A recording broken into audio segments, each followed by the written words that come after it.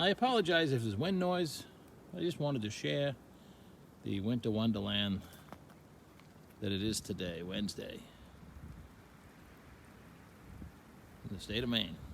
I was out here at 1 a.m. cleaning up the driveway because the wife had to go to work early.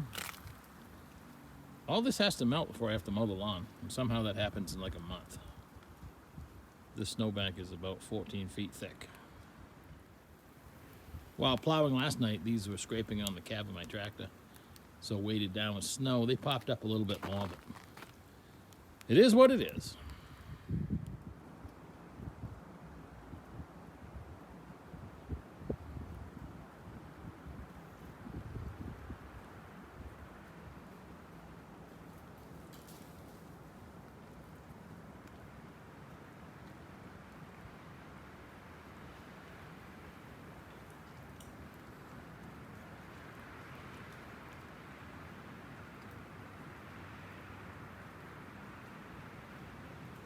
Hello and welcome back. Sean here, Mountains Garage, on a beautiful sunny Thursday in the state of Maine. What a difference a couple days make. The snow footage was yesterday morning. By the end of the day yesterday, it was mostly gone, and now today, there's not much left from the big snowfall that canceled everything on Tuesday. Today I actually have the shop door open, the man door, anxiously awaiting the UPS truck. Not the only delivery I got today. If you remember the story from last week, today I did receive my 2 argon cylinders. So that's cool. And maybe we can do a cost comparison if you happen to have big cylinders on your welder. I filled one that I had already rented, and I rented a second cylinder. So they brought me 2 full T-size, that's what they call them, argon cylinders. The contents, $118.43 each. The 3-year lease for the second cylinder, $145. Now that doesn't seem so bad. I remember when leases used to be over $100 a year 30 years ago, so I'll swallow that one. Regulatory compliance charge, $9.99, whatever. Tax, $14.76. Delivery charge, $21.50. I can't drive over an hour round trip for $21.50 probably. So I'll take that, but a total of $428.11 for the contents of 2 cylinders and 1 new rental cylinder. So it is what it is. Now that I've sprung the AHP Alpha TIG 203 XI, I believe is what it is. I'm totally winging that. I'll check it when I go down and look at the machine. But now that it's on its own cart with its own bottle, it didn't take me too long to realize I didn't have enough cord. Fortunately, every time I'm in one of the big home improvement stores, I go through the electrical aisle, and oftentimes there'll be a roll of cut wire. They have 3 conductor and 4 conductor. Sometimes I need the 4 conductor for the 3-phase stuff. Other times, like the welders, I only need 3 conductors. So this is 10-3, I believe. And they'll have a length there of unknown length. Usually they have it written down or they'll measure it for you. And it's half price. If nobody ever picked it up and it's sitting there collecting dust, you talk to the manager and usually it's half price. So I've collected a few chunks like that. And I had enough cord. I haven't actually measured the length, but it's got to be 25 feet or more. My shop is 30 by 50. And I already have several extension cords now and know about extension cords. When I was a kid, when my brother wanted to weld in the driveway, there was a large extension cord that had to go in through the bulkhead into the cellar, unplug my mother's dryer, and plug in the welding cord. It was always a big ordeal, so that became normal to me. My first 2 jobs, they only had a set of torches and brazen rod if you had to fix anything. My 3rd job at the Chrysler dealer, there was a stick welder that could only be plugged in one spot in the shop and used by the welding expert. He'd hang some grapes on some stuff every now and then if he had to fix the snowplow or something that we plowed the yard with. And then I went to the municipality where we had plenty of welders and a small shop to start with, big enough that somebody usually worked outside every day. That was usually me. I'd volunteer for it year round pretty much. But we moved to a new shop that used to be a warehouse, and our side of the shop, the maintenance bays, were the size of a football field. And there was outlets on every post. It was a big red iron building, beams 4 feet wide, but they had regular outlets, but still it was quite a stretch. And OSHA will allow you to run a cord to a device. You can't have an outlet in a shop that big everywhere you want it. So extension cords have always been the norm for me. When I wired this shop, from the breaker box, I'm pointing, you can't see it, but I knew this would be the fab area. So I have a 50 amp outlet there. I put a 30 amp in over there that takes this style plug. 50 amp is this style, typical welder plug. And I ran, knowing what I know now, I ran some giant Romex inside the wall to a wall outlet, like you will in your house, like your dryer in your house and everything is done. It's not absurd, but to have a business nowadays, you have to have everything in conduit. So if I was to do it again, or if and when I do it again, I will definitely have all the wiring in conduit. But for today, that's what I have. I have an outlet there and an outlet there. And enough extension cords to go pretty much the length of the garage. Now with a small welder, I'll be able to go anywhere I want. When I recently shuffled things around in the shop in my parts washer, the one that gets hot with the aqueous parts washer, spins around like a dishwasher, it only has about an 8-foot cord on it, and I have an extension off the 30 amp that runs it. It won't reach its new location, so while I was sniffing around, I have another chunk of wire, and I have one end of the cord that I need, so I'm going to make another extension cord, or extend the cord on the unit yet. I haven't decided which. My big Lincoln Precision TIG I took off, that only had a 4-foot lead on it when I got it, and I put about a 15-foot cord on that. You don't want it so big because you got to handle it every time, but you want it long enough to do some work, so we'll see about that, whether I just extend if I extend the machine, I don't need another plug. If I make a cord, I need to get the other end of this, which I don't have. I was impressed. My wife does a really good job organizing stuff at times. Up in the other garage, there's a box that says giant electrical plugs, and I had both ends of this cord and the cord hanging on the wall. So I didn't have to buy anything yesterday when I got the wild hair to build an extension cord.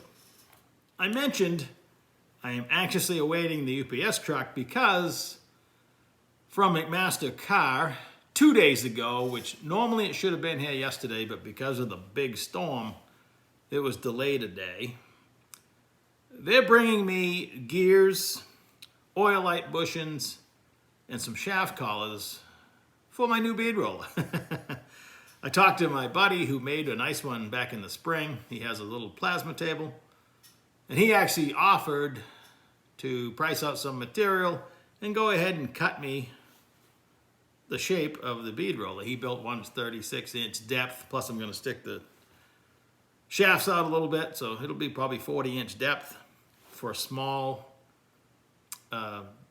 roller dies, bead roller dies, which is something that's not available commercially. If you buy a big bead roller, it takes 3/4 ID dies that are expensive. I don't want to be a broken record, but go back and look at the other videos. The 22mm dies are significantly cheaper, like 5 to 1. You buy 5 sets for the price of one 3/4 die. I also decided yesterday to not pot out the Woodward fab, so I bought another drive system, and I studied them all. There was basically only 3 choices. The Mittler Brothers homeowner version, which is only rated for 19 gauge, is around $400, and I would have to adapt the coupler over because it's made for, well, I don't know what size shaft they use, probably 1 inch. So maybe there would not be a lot of adaptation, but that would not be a big deal. I'm going to go out on a limb and say all the 22 millimeter shaft bead rollers you can buy, no matter who makes them, Harbor Freight, Eastwood, Woodward Fab, their drive systems, which only came out a few years ago, I think Eastwood might have been the first. That one sells, excuse me, the Eastwood one sells for about $375-ish, call it $400. The Woodward Fab was $430.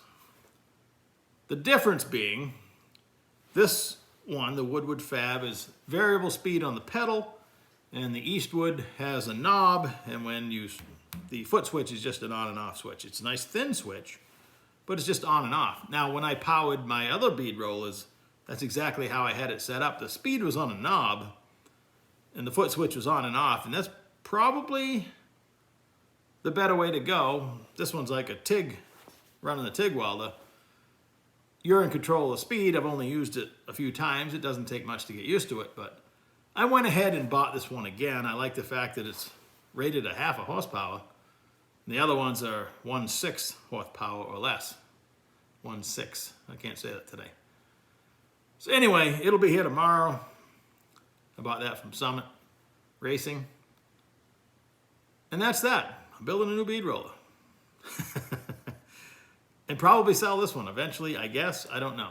It just, sometimes things happen. I already had that Eastwood table that I bought on a whim, and the stand that I probably won't use. I don't really like that stand, even though I have a second one.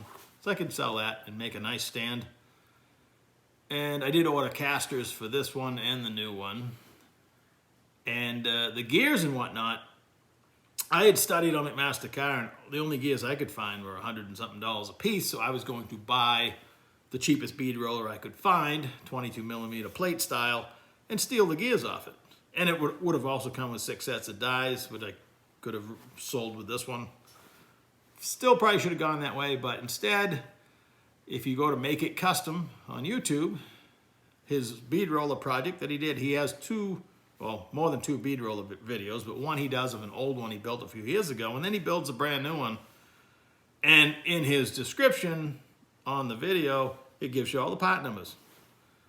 So using his information, so the shafts on a 22 millimeter bead roller have to be 2 inches on center, and the gears that he highlighted is that, so they should be here today.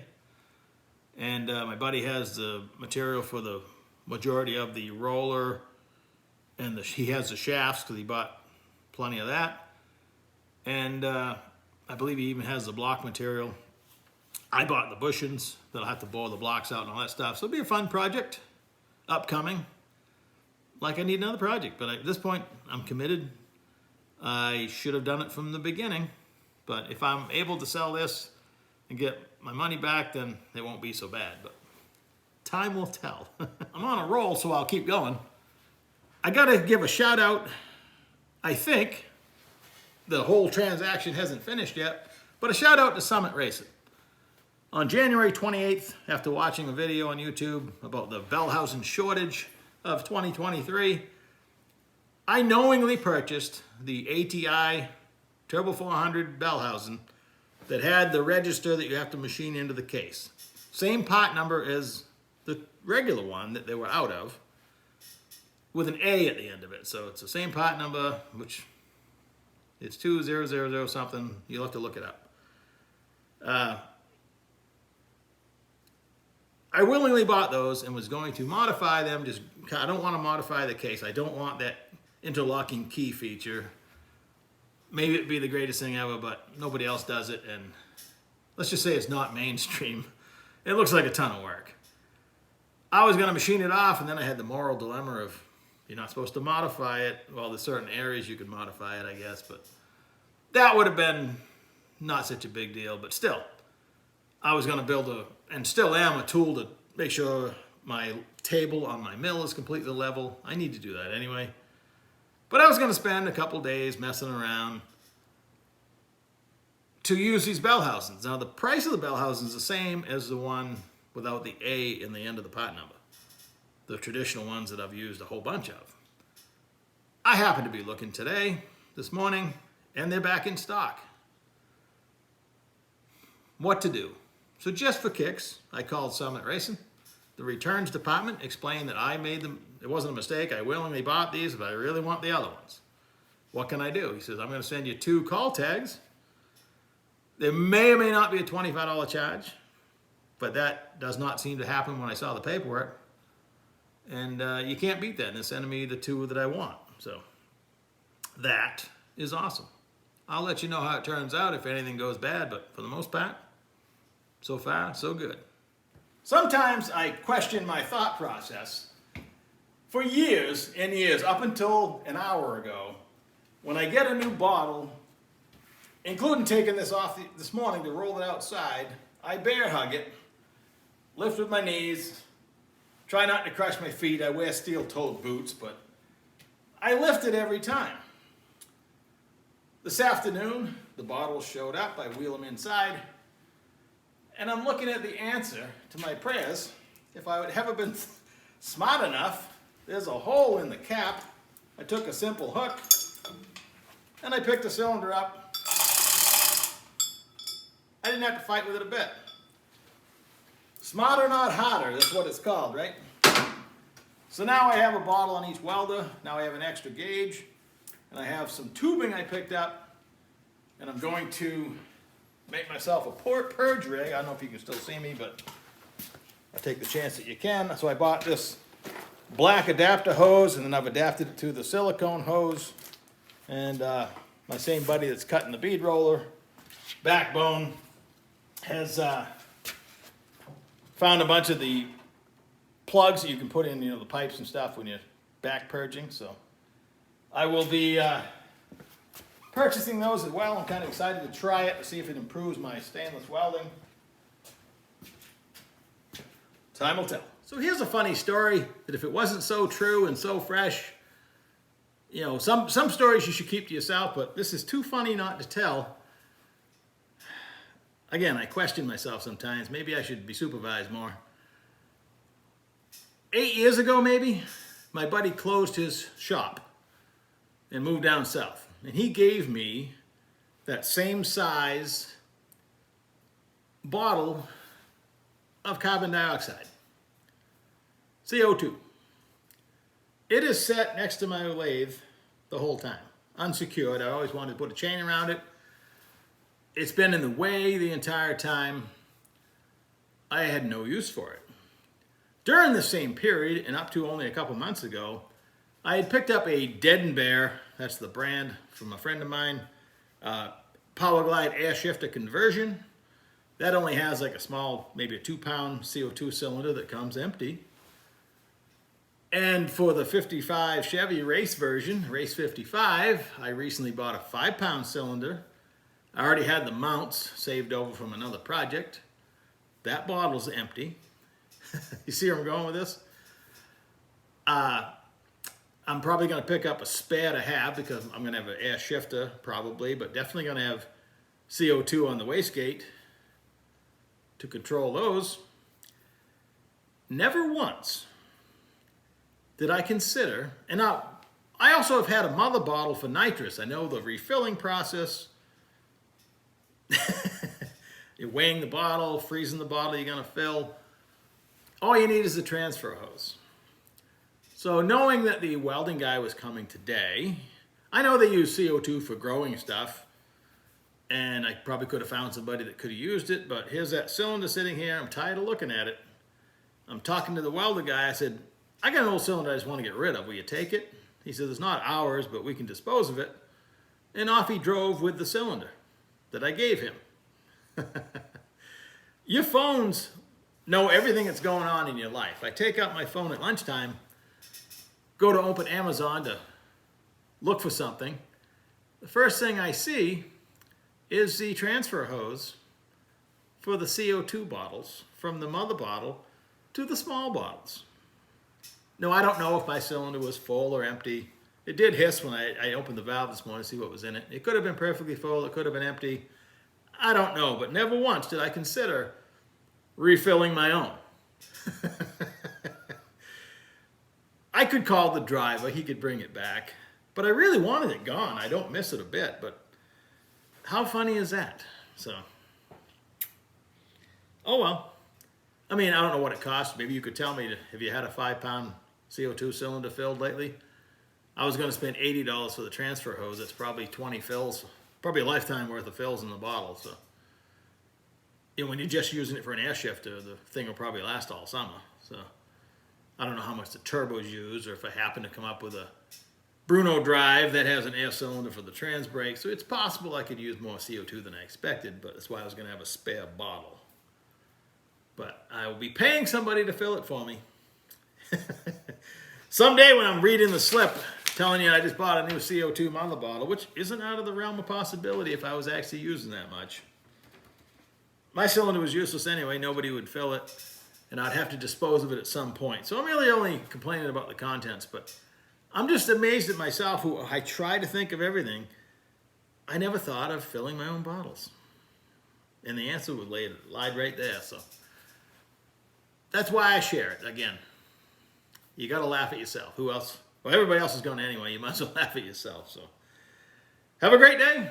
Talk to you soon.